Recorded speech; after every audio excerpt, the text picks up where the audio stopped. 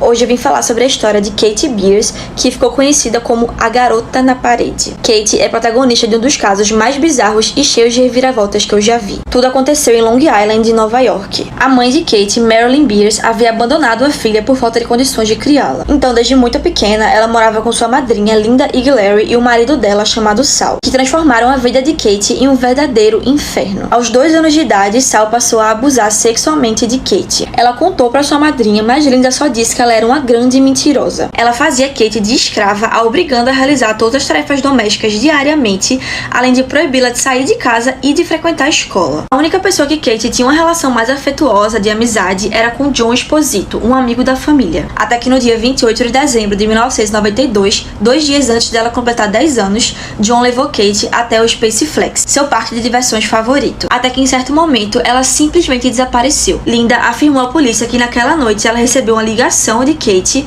onde ela dizia que havia sido sequestrada e que o homem estava com uma faca. Essa suposta ligação causou uma desconfiança na polícia, porque, primeiro, que era muito estranho uma criança de 9 anos ter conseguido escapar do sequestrador e ainda conseguir fazer uma ligação. Além de que era muito suspeito ela conhecer exatamente a palavra sequestro. A fita com a gravação e o aparelho telefônico que ela foi gravada foram entregues ao FBI para que a polícia local de Long Island pudesse focar em encontrar Kate. Logo de cara, os principais suspeitos do sequestro eram a família dela, Sal, Marilyn e Linda, além de John, que foi a última pessoa a vê-la. Mas afinal, onde Kate estava? Kate foi raptada e levada até a casa do sequestrador, onde ele a obrigou a entrar num guarda-roupa que tinha uma porta que levava até um túnel. Ele mandou que ela engatinhasse até chegar em mais uma pequena porta que dava em um quarto, que Kate afirmou que a única palavra que conseguia descrevê-lo era masmorra. E de fato, era um local impossível de se escapar. O cativeiro era um pequeno cômodo à prova de som, com várias correntes em volta e um colchão sujo dentro. Ele ficava no subsolo da casa do sequestrador. O homem então olhou para Kate e disse: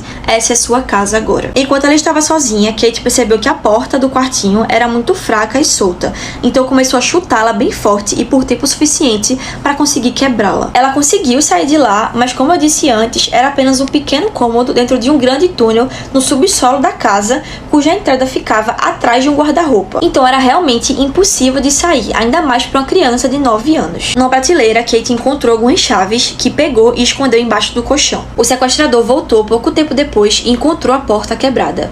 Então nesse momento, Kate foi abusada sexualmente pela primeira vez por ele. Os abusos eram frequentes e aconteciam diariamente. Além disso, Kate era mantida frequentemente com uma corrente em volta do pescoço, mas ela acabou percebendo que aquelas chaves que ela tinha escondido eram do cadeado daquela corrente. Então quando o sequestrador saía, ela conseguia se soltar um pouco para se aliviar. Kate era uma criança tão inteligente que ela decorava em qual daquelas voltas da corrente ele havia prendido o cadeado antes. Então quando escutava ele voltando, ela se acorrentava de novo, exatamente do mesmo jeito que ele havia deixado. Enquanto isso, o FBI descobriu que a suposta ligação que Kate fez para Linda foi efetuada de uma cabine telefônica na frente do Space Flex, o que era muito estranho porque a polícia não encontrou nenhum vestígio que ela de fato esteve no Space Flex. Então veio a revelação que na verdade aquela ligação não foi feita por Kate. A voz era sim dela, mas havia sido reproduzida através de um gravador. Ou seja, a pessoa obrigou Kate a gravar aquela chamada e fez a ligação para Linda nessa cabine telefônica para fazer parecer que ela esteve no Space Flex. Sal, Marilyn e Linda foram descartados como suspeitos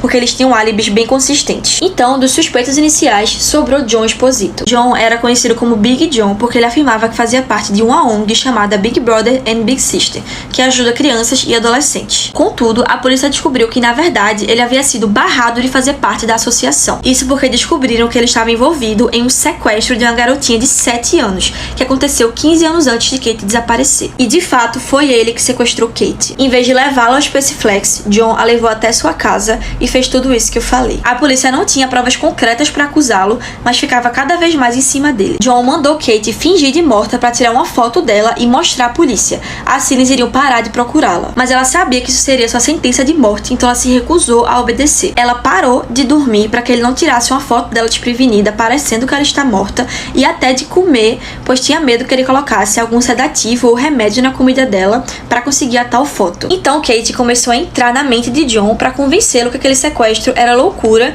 e que a longo prazo ia ficar insustentável. John disse a ela que estava planejando tirar a própria vida ou fugir, mas Kate sabia que isso significaria duas coisas: que ele iria matá-la ou deixá-la no cativeiro para morrer. Então Kate começou a fingir que estava muito doente e que precisava ir ao hospital. Com a polícia cada vez mais em cima dele e agora Kate estando doente, John ficou desesperado e decidiu se entregar. negar. Ela finalmente foi encontrada 17 dias depois do sequestro, no dia 13 de janeiro. Quando John levou a polícia até o cativeiro, eles perceberam que se ele não tivesse se entregado, Kate jamais seria encontrada. Para chegar até o cativeiro secreto, a pessoa tinha que passar por um processo de mais de 30 etapas, que só quem o construiu poderia saber. John Esposito foi condenado à prisão perpétua com possibilidade de condicional em 15 anos. Ele tentou conseguir a condicional 4 vezes, mas sempre foi negada. Ele morreu em sua cela na prisão de causas naturais em 2013. Sal, o tio de Kate, foi condenado a 12 anos de prisão pelos abusos que ele cometia contra ela. Em 2009, ele também morreu na sua cela. Depois de conseguir sua liberdade, Kate foi adotada. Ela permaneceu anônima até a morte de John, quando decidiu se revelar e contar sua história. Atualmente, ela é casada e tem 2 filhos. E foi